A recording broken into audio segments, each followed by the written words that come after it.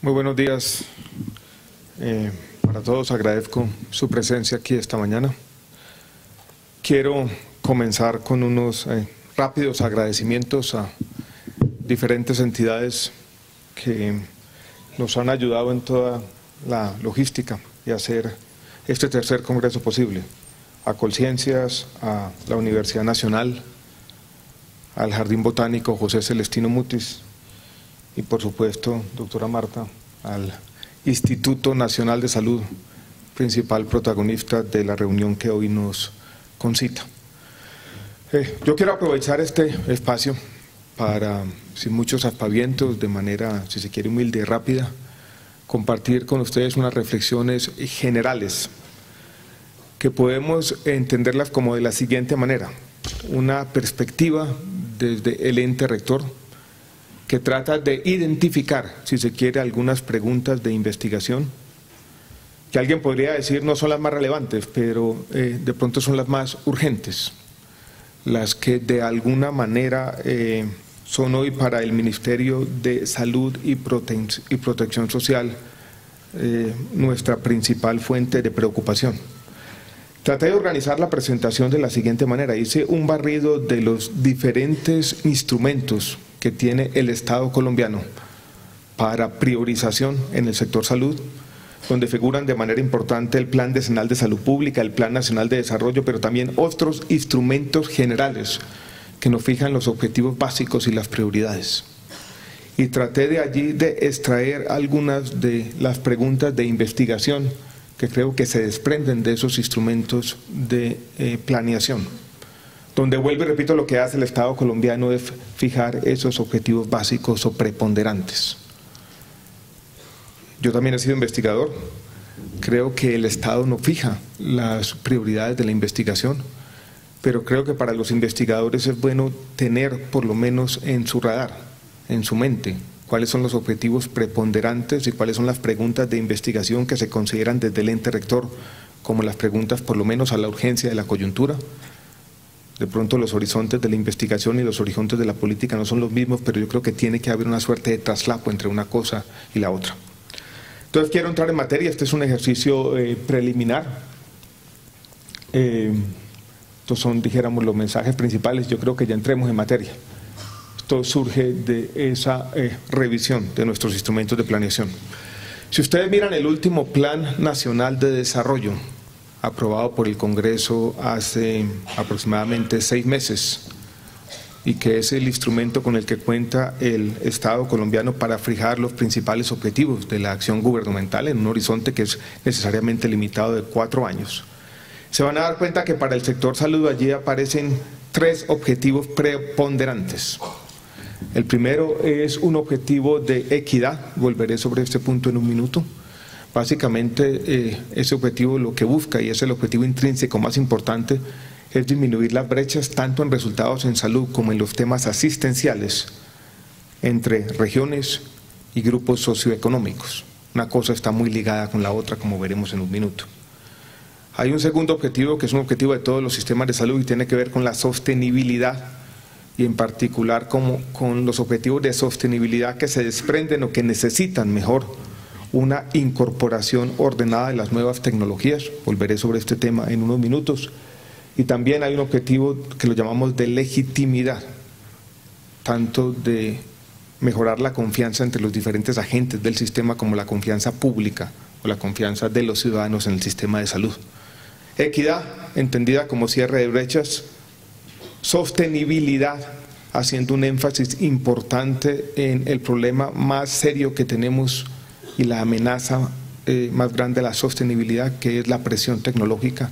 Y legitimidad, por razones que ustedes bien conocen. Ese instrumento, que es el Plan Nacional de Desarrollo, se complementa con otros instrumentos de planificación.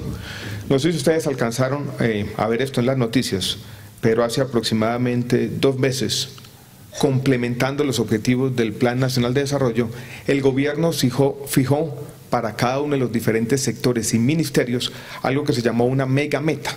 Ustedes pueden verlo como un objetivo complementario a los objetivos dispuestos en el Plan Nacional de Desarrollo. Y esta es la megameta del Ministerio de Salud, que también es bueno que la tengamos todos en cuenta. La Megameta consulta una realidad epidemiológica conocida por ustedes mejor que yo, y es la importancia de las enfermedades crónicas no transmisibles, que hoy explican más del 70% de la carga de enfermedad del país, y un monto parecido, incluso superior, del gasto en salud. Y esa meta lo que fija para los próximos años es esta tendencia de descenso de la mortalidad evitable por enfermedades crónicas no transmisibles, teniendo como énfasis la población adulta entre 30 y 70 años de edad. Y esa disminución en esa mortalidad evitable es de 8%, que es la trayectoria que ustedes ven aquí. Eso representa decenas de miles de muertes evitables, evitadas, digámoslo de esta forma. También es bueno que lo tengamos en cuenta como un instrumento adicional. Vuelvo y repito, lo que estamos haciendo es fijando cuáles son los principales objetivos de los instrumentos de planificación del Estado, para de allí extender unas preguntas de investigación que responden a estos objetivos. Y esto hay que cruzarlo, no lo traje porque ustedes lo conocen bien y va a ser objeto de estudio y de análisis frecuente en el transcurso de estos 3 días. Es el Plan Decenal de Salud Pública, que comparte también el énfasis en la equidad. Ese es el objetivo primordial del Plan Decenal de Salud Pública, también es el cierre de brechas. Con eso ya tenemos la introducción, Plan Decenal de Salud Pública, Plan de Desarrollo, la megameta. Y vamos a ver esto cómo ilustra o cómo de alguna manera nos plantea algunas preguntas de investigación importantes e interesantes. Estas son las brechas, ustedes las conocen también. Año 2005, año 2013 son los datos más recientes disponibles para nosotros. Varias historias se desprenden de la comparación de los 2 mapas. Primero, esto obedece casi como ejemplo del libro de texto a un modelo de centro-periferia. Los resultados en salud son muy distintos en el centro del país que en su periferia, claramente. También tenemos algunas regiones del país, y yo creo que saltan a la vista 2, Guajira y Bichada, donde los resultados de mortalidad materna en este periodo, en esta década, 2005-2013, han empeorado, a pesar de la mejoría en los indicadores generales. Tanto el Plan Nacional de Salud Pública como el Plan Nacional de Desarrollo se ocupan de una serie de políticas públicas que propenden por cerrar estas brechas en los resultados en salud. Este es uno de los casos, tal vez de los casos más importantes y complejos. Yo creo que aquí como investigadores tenemos que hacernos una primera reflexión que quiero compartir con ustedes esta mañana. Yo creo que como investigadores de estos aspectos de salud pública tenemos que ser capaces de hacer 2 cosas o de diferenciar 2 tareas diferentes. Una es la búsqueda necesaria de las causas subyacentes, y si se quiere de las causas, de los determinantes sociales. En algunos seminarios de salud pública anteriores he planteado a veces la siguiente inquietud, que muchas veces cuando se trata de encontrar esas causas, las causas son causas muy profundas que tienen que ver con la misma desigualdad, los problemas históricos de pobreza del país. Muchos de los determinantes sociales de un indicador como la mortalidad materna tienen que ver, por ejemplo, con la educación de los padres. Y yo creo que en eso tenemos que ser capaces de hacer la doble tarea, de encontrar las causas de las causas, los determinantes sociales, pero al mismo tiempo acompañar esos ejercicios con una reflexión juiciosa de la eficacia de los instrumentos de política disponibles para el Estado. Porque muchas veces uno encuentra causas que por lo menos desde una perspectiva de mediano plazo son difíciles de cambiar. Y yo creo que la reflexión de las causas tiene que estar acompañada, repito e insisto en este tema, de una reflexión de cuáles son los instrumentos de política pública disponibles, porque muchos de ellos no permiten, por lo menos desde una perspectiva razonable, un horizonte razonable, afectar todas las causas. Recuerdo la reflexión que hacía una persona de otra disciplina, James Q. Wilson, murió hace 2 años, fue politólogo por la Universidad de Harvard por mucho tiempo. hizo estudios que uno podría llamar de epidemiología, pero en el área de la criminalidad, sobre todo de la criminalidad urbana.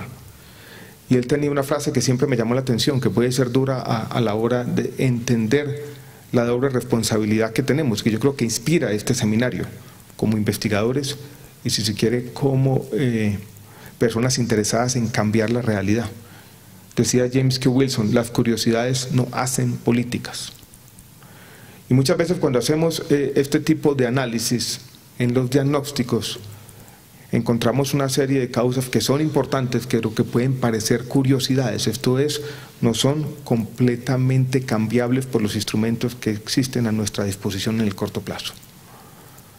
Por lo tanto, yo creo que la investigación en salud pública, si nos vamos a ocupar de los determinantes sociales, necesita una forma inteligente, digámoslo, esta forma de reduccionismo, de encontrar dentro de ese conjunto de causas, cuáles son las que podemos cambiar en un horizonte de corto plazo.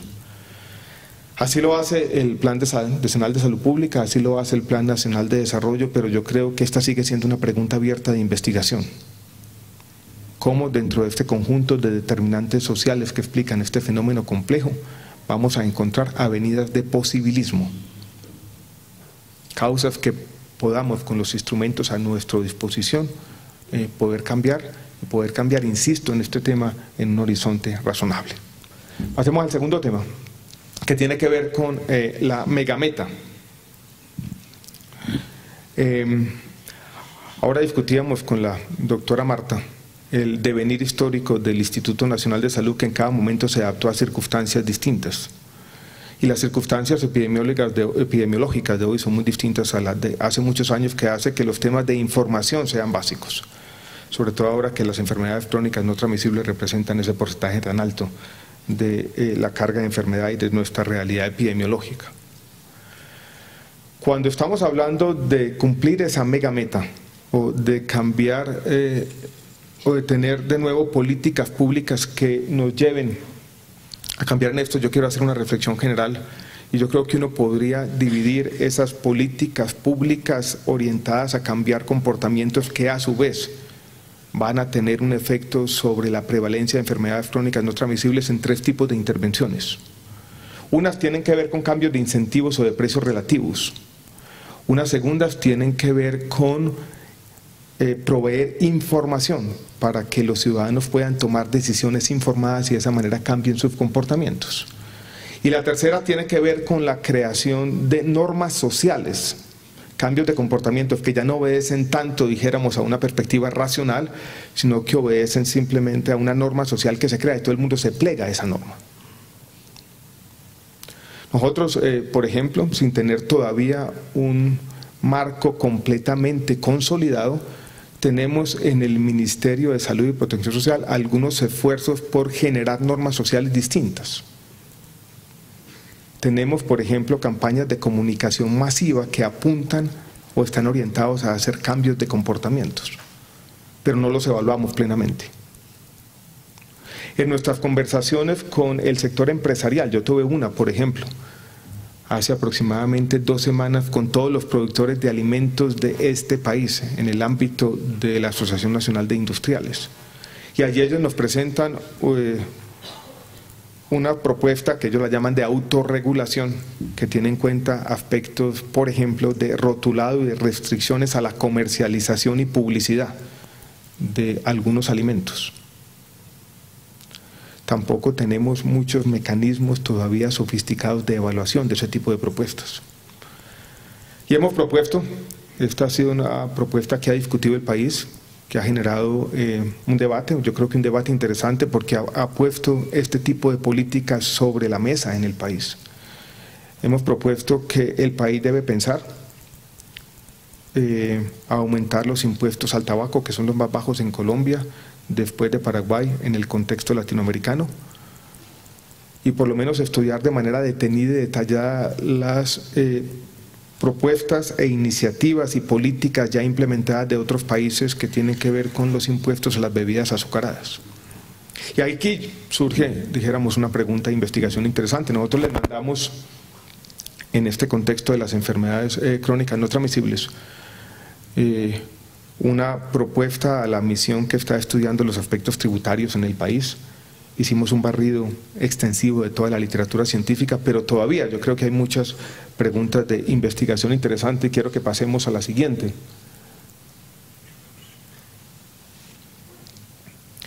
Que hace un recuento de la evidencia al respecto. Si no, yo la tengo por aquí.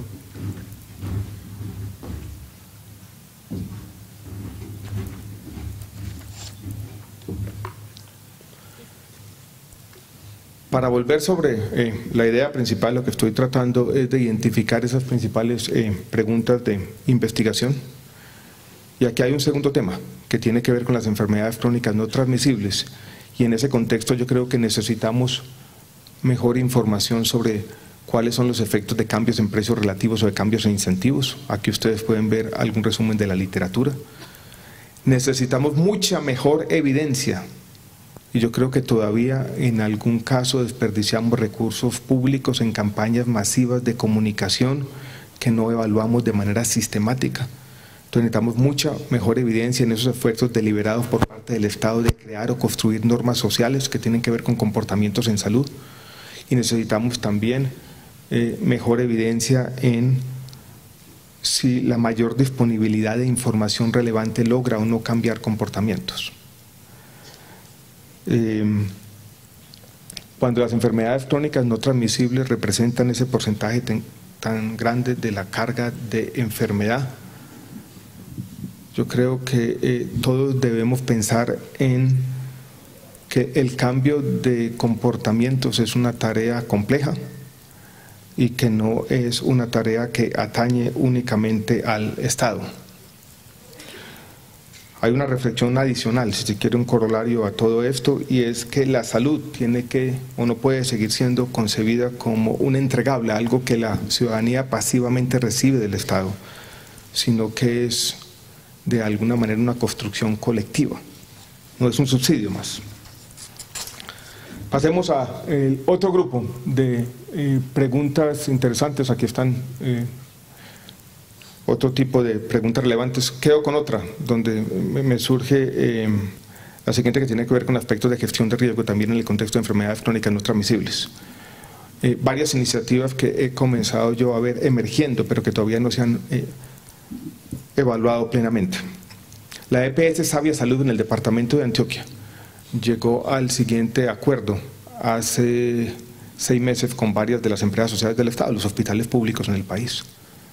Hizo para cada población de referencia, o sea, cada población de cada hospital, un análisis teórico de cuál debería ser el porcentaje de hipertensos en esa población. Y le dijo a los gerentes de los hospitales: el aumento de lo que yo le estoy pagando por capitación va a ser el 3%, pero si usted va y me encuentra los hipertensos que usted debería tener y me presenta un programa de protección, yo le voy a aumentar eso en 2 puntos adicionales. Eso ya está siendo puesto en práctica. Aproximadamente la mitad de los hospitales han cumplido con lo que pide la EPS, pero todavía nos falta evaluación, que uno empieza a ver entonces que en el país están emergiendo ya esquemas de gestión de riesgo diferentes a los que han prevalecido en el tiempo, y que, vuelvo y repito, muestra cómo el sistema se está adaptando a este reto que imponen las enfermedades crónicas no transmisibles. Pasemos a las preguntas que nos imponen el reto de sostenibilidad. Ahora abogué por una suerte de reduccionismo. Yo no quiero diagnosticar de manera reduccionista los problemas financieros de nuestro sistema de salud, que ustedes conocen bien, que compartimos con buena parte de los sistemas de salud del mundo. Pero si alguien me preguntara que identifique una sola causa, una causa preponderante que subyace los problemas financieros, alguien levantaría la mano y diría: no, esa es la intermediación financiera. Yo le decía, rápidamente uno puede contradecir ese argumento.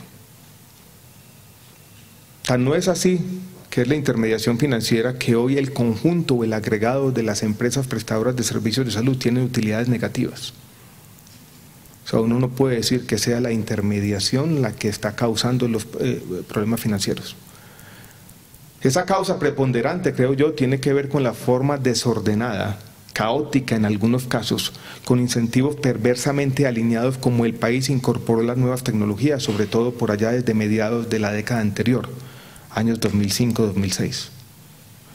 La historia que muchos de ustedes conocen bien, la historia del NOPOS, no es otra cosa que una incorporación, repito, desordenada de las tecnologías, de la nueva innovación en nuestro sistema de salud.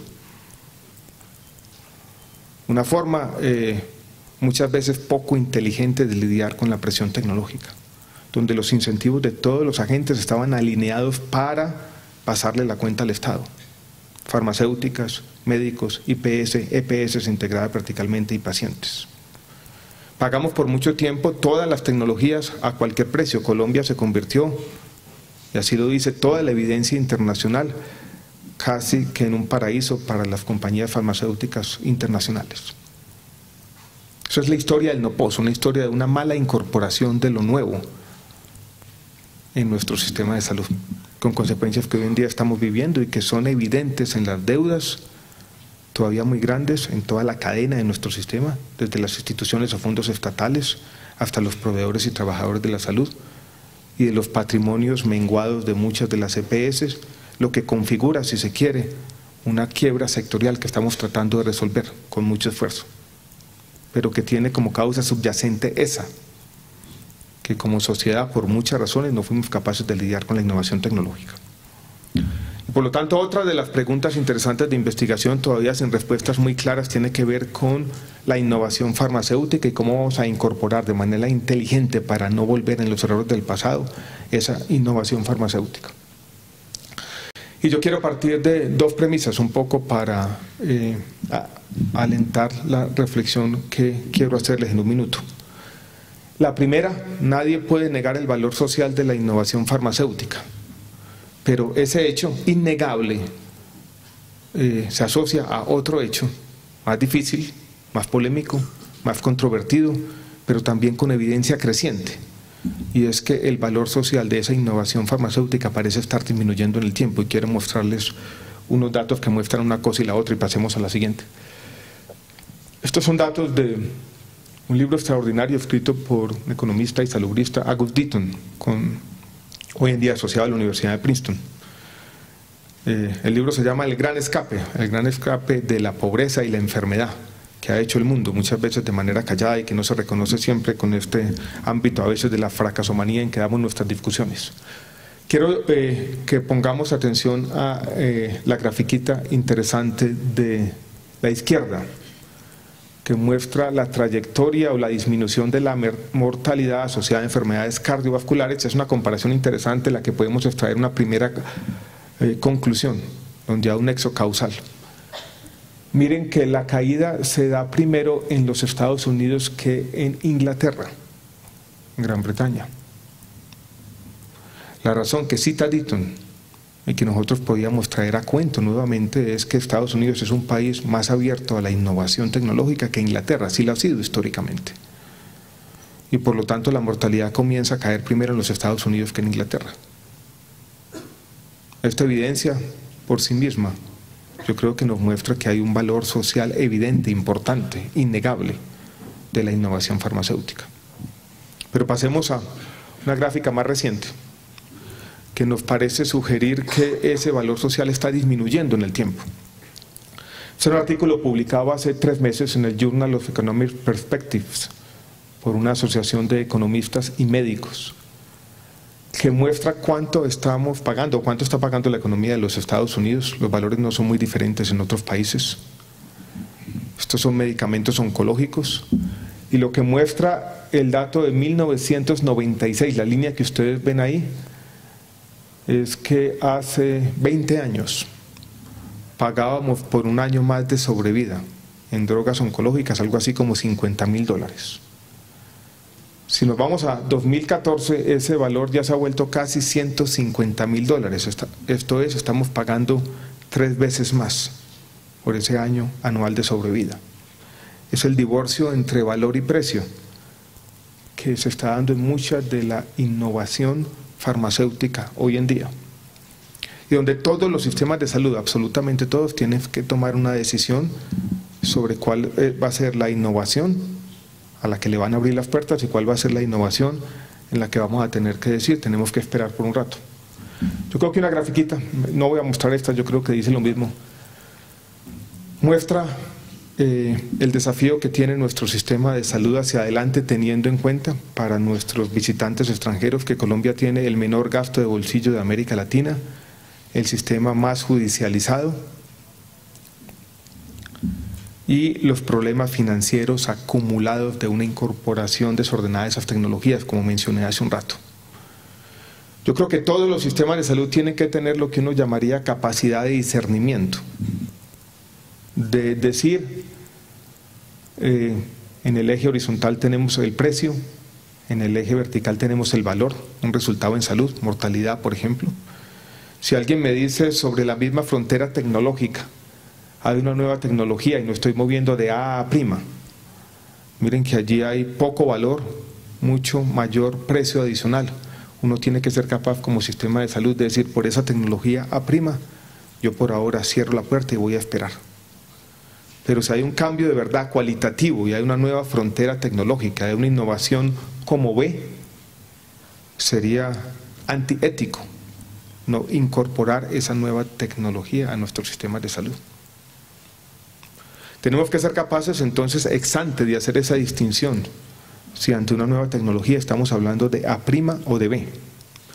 Y el país ha venido desarrollando una serie de instrumentos legales y normativos, entre ellos el artículo 72 del Plan Nacional de Desarrollo, que nos manda a la simultaneidad de los análisis de costo-efectividad, de la regulación de precios y la autorización de mercado de registro sanitario. Y vamos a tener entre todos como sociedad que redefinir el plan de beneficios, si se quiere, para incorporar en teoría todas las tecnologías, pero tener al mismo tiempo unos incentivos distintos. ¿Para qué? Para que si yo digo la tecnología A' está incorporada dentro de los planes de beneficios, yo pueda decir sí, pero yo pago hasta A. Ese delta adicional, porque no hay un resultado de salud concomitante, va a tener que ser pagado por quien quiere usar la tecnología. Programa de medicina prepagada o los pacientes. Esa pregunta de investigación o ese conjunto de preguntas de investigación que se desprenden de la manera como vamos a desarrollar los instrumentos normativos y regulatorios que el Estado ha venido construyendo. Esas preguntas que nos dicen de cómo vamos legítimamente como sociedad a lidiar la presión tecnológica. Esa pregunta, si se quiere, pasamos, yo tenía un inventario de lo que necesita fortalecer el país adelante, y yo creo que la comunidad científica es fundamental en esto, en seguir fortaleciendo nuestra regulación de precios de medicamentos, en hacer realidad lo que plantea el decreto que permite la autorización de mercado para biosimilares en condiciones que eliminan barreras de entrada innecesarias, donde también es clave la participación de la comunidad científica, el fortalecimiento de la puerta de entrada que deviene de la reglamentación de ese artículo 72 del Plan Nacional de Desarrollo y la definición de ese plan de beneficios, así como nuevos mecanismos de pago que nos permitan una transferencia de riesgo distinta a la que hemos hecho históricamente. Para nadie es un secreto, yo creo que si no somos capaces de lidiar con la innovación farmacéutica de manera inteligente, los problemas financieros y económicos de nuestro sistema de salud van a seguir arrastrándose en el tiempo, causando problemas y en el fondo causando dolor y sufrimiento humano. Por lo tanto, yo creo que estas preguntas de investigación también tienen que estar sobre la mesa. Hagamos un pequeño recuento. Tenemos que tener investigación para ver cuáles son los mecanismos de política disponible que nos van a permitir en un horizonte razonable disminuir esas brechas que comienzan a ser intolerables. Tenemos que tener investigación que nos permitan cómo vamos a cumplir la megameta, cómo vamos a propiciar cambios de comportamiento, si es cambiando precios relativos o es creando normas sociales o es generando mayor información. Y tenemos que tener también preguntas de investigación que nos permitan como sociedad, porque esto trasciende la labor del Estado, trasciende los horizontes finitos de un gobierno específico, ir incorporando las nuevas tecnologías. Otra pregunta de investigación relacionada con la anterior. Tiene que ver con esta realidad de nuestro sistema de salud que muchas veces es desconocida. Este gráfico es nuevecito, lo conocí el día viernes. Trata de reproducir en nuestro país el esfuerzo que se ha hecho en los Estados Unidos, por ejemplo, con el que se llama el Atlas de Dartmouth College. Y trata de ver esa inequidad no deliberada, porque nosotros tenemos un sistema de salud que en el fondo, o por lo menos en teoría, es equitativo, es el mismo plan de beneficios para todo el mundo, independiente de su origen socioeconómico e independiente del lugar de residencia. Pero ustedes saben bien que eso es teoría, en la práctica es distinto. Y miren que tenemos una realidad territorial que es compleja y que tenemos que empezar a entender mejor. Y es la forma como se distribuye el gasto en salud en el territorio, concentrado en el centro del país, en los departamentos azules, Antioquia, Tolima, Valle, el eje cafetero y Bogotá. Entre Antioquia, Valle y Bogotá, que representan mal contados incluso menor del 30% de la población. Allí en esos tres departamentos está más del 65% del gasto en salud de nuestro país. ¿Qué hay allí? ¿Una realidad epidemiológica? No lo creo tanto así. ¿Hay algunas necesidades de salud más apremiantes en estas regiones? Tampoco lo creo tanto así.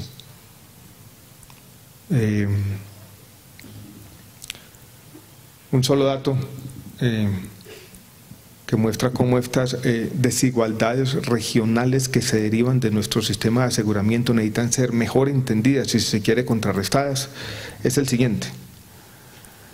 En un departamento como Caldas tenemos 14 tutelas por cada 1000 afiliados al sistema de salud.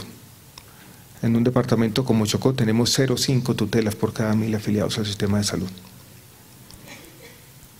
Esas tutelas en el fondo están asociadas, cabe la redundancia, a el consumo de servicios y tecnologías en salud, que no siempre son óptimos, sino siempre obedecen a un arreglo que maximiza la rentabilidad social. Entonces aquí este mapa yo creo que nos abre muchas preguntas, simplemente nos insinúa muchas cosas y yo creo que sugiere un expediente importante para muchos investigadores, salubristas y demás. Entonces más o menos lo mismo, es hospitalización. Pasemos a la siguiente y la última. Ayer me llamó al mediodía el ministro del Medio Ambiente, el doctor Gabriel Vallejo, y me dijo: me tiene que acompañar hoy por la mañana, hoy, a La Vega, porque estamos con el presidente haciendo algunos anuncios de lo que viene. Este va a ser el tema que nos va a ocupar con los próximos meses. El fenómeno del Niño va a ser muy fuerte. Lo que voy a decir es un lugar común, pero yo creo que a veces las obviedades hay que decirlas. Uno de los temas fundamentales de investigación para nuestro país y todos los países en desarrollo es esta conexión entre cambio climático y desafíos de salud pública. Ayer, buscando gráficas y haciendo un análisis somero de investigación, miren que los fenómenos del Niño coinciden con estos picos epidemiológicos y la realidad global es la que está allí. En pocos días, o semanas más bien, el país tendrá que tomar una